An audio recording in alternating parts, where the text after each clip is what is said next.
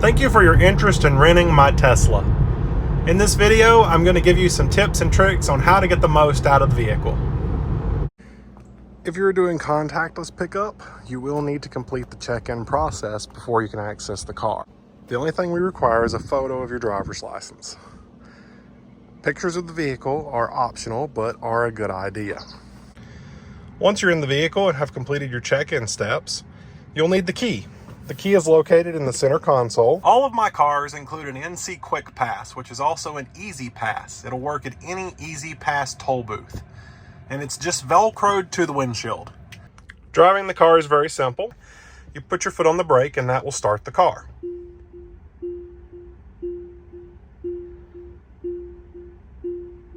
To shift, simply pull up on the lever to go to reverse, down for drive, and press the button for park. To get in and out of the car, use this button here. It is an electric actuator to open the door. In an emergency, you can use the lever here. Keep in mind that when you use the lever to pull up and open the door, the window does not roll down and can break the window when opening the door. It is not recommended to use this for regular operation, only in an emergency. In the event of an emergency, and you need to bring the car to a stop, but you're unable to use the brake or regen, you press and hold the park button, and the car will start applying the emergency brake. This is not a recommended way to stop the car, but in an emergency, it will stop the car. This car operates with regenerative braking, so when you take your foot off the gas, the car will begin to slow down and recoup the losses back into the battery of what is generated by the car slowing down. You can disable regenerative braking by clicking the button on the bottom left to go into the menu, go to pedals and steering, and then here you can change the stopping mode to creep, roll, or hold. Hold will cause the car to brake when you let off the accelerator. Roll will allow the car to roll, but will not apply power to the wheels. And creep will allow the car to creep forward like a traditional vehicle when the brake is not being pressed. If you need to adjust the climate, simply touch on the temperature. Now you'll see different settings where you can move your vents around. The vents are completely digital and controlled by the screen. You can also turn your defrost on and your rear defrost. Everyone always wants to know how to use Autopilot. So I'm currently driving, I'm not in cruise control. You take and push down one time on the gear selector to enable cruise control. And now we are cruising at 64. You press down 2 times fast to enable auto steer. Now the car is steering itself. The car will hold the lane and follow the car in front of it for as long as you'd like. You just have to keep your hand on the wheel and occasionally tug on the wheel to show the car you're still paying attention. To leave auto steer or cruise control, you can hit the brake, push up on the stalk, or just take over the wheel. If you take over the wheel, it will not cancel adaptive cruise control, but it will stop auto steer. As soon as you push the button to cancel auto steer, it will stop steering, so you need to take control of the wheel immediately. It is always going to be in your best interest to use the navigation. The navigation knows whether you can make it to your destination or not, and if you need to stop and charge. It will automatically route you to a charger if you need to charge. As long as you use navigation, you will never be left stranded. Even when not in autopilot, the signals are automatic. If I put my left signal on to change lanes, the signal will stay on until I'm in the lane. Then it will go off.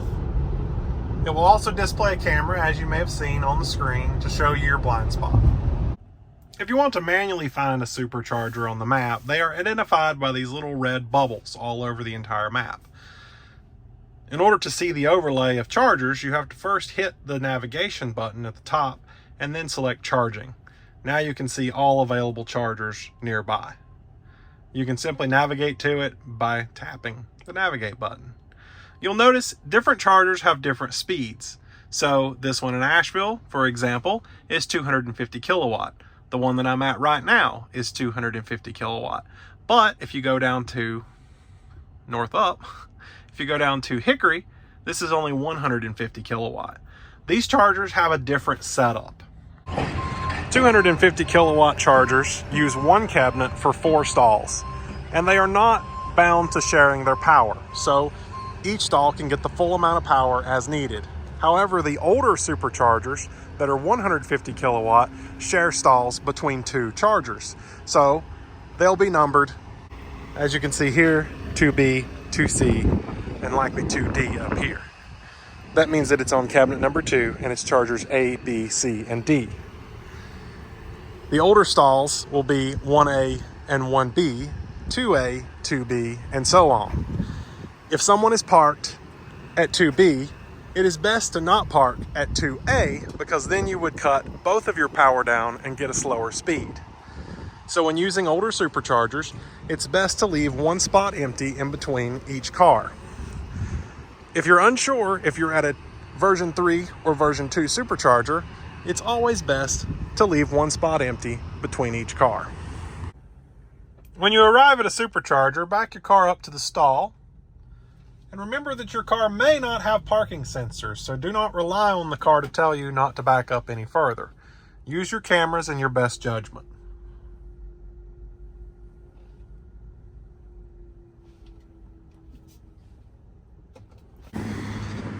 To plug in, simply grab the charging handle and push the button on the end of the charging handle. That unlocks your charge port, opens the door, and firmly press inside. That's all you have to do. No payment required, no further steps. This light will start blinking green. That means you're charging. The screen will give you an estimate of your current charging session and what it's going to cost, but this price does not include taxes and usually is not very accurate. The final price will be different than what you see here. Another tip is that you never want to touch the charge port if you don't have to. And you absolutely never want to force the charge port open. You can use the button here on screen to open the charge port, and that automatically brings up your charging screen. When you're ready to unplug the car, simply press and hold the button until you hear the charger click. And then you can remove it. The charge port will close on its own after a short timeout. No further action is needed. Some charging stations will require a special adapter. This is called a J1772 adapter, and it works basically the same way as the regular plug works. You just have to fit it onto the J1772 handle. This is what a handle looks like, and here's the adapter. You can find the adapter in this pocket here in the trunk.